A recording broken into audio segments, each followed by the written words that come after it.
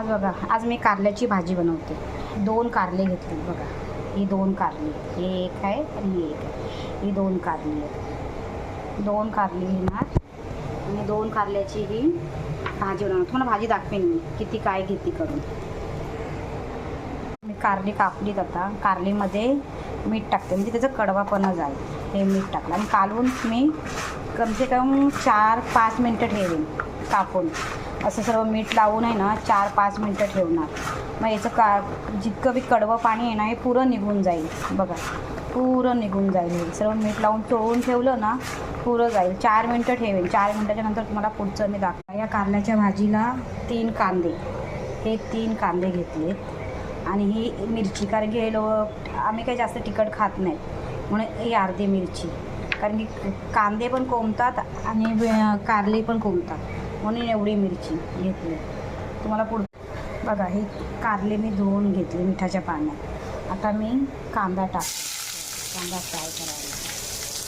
कांदा टाकला फ्राय करायला.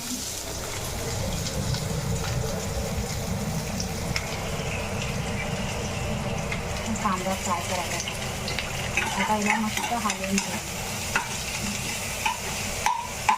हा थोडं मिनटं फ्राय बघा. कांदा फ्राय व्हायला लागला ना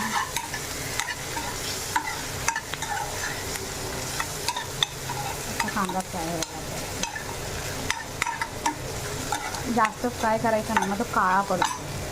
मग आपल्याला याच्यात टाकायची धणे पावडर 1 चम्मच. थोडीच आहे ना धणे पावडर.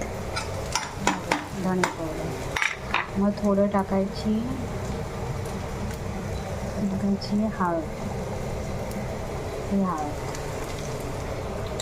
मग त्याला मस्त भाजून घ्यायचं. भाजून घेतलं. आता टाकायची ही कारली. ही याच्यात कारली टाकली. कारली टाकली ना छान असते. हळद टाकायचं. चिमटीभर मीठ. हे मीठ टाकलं.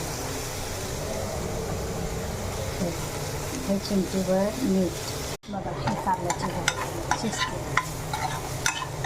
त्याच्यामध्ये आपल्याला टमाटर टाकायचं. हे बघा, हे टमाटर आहे.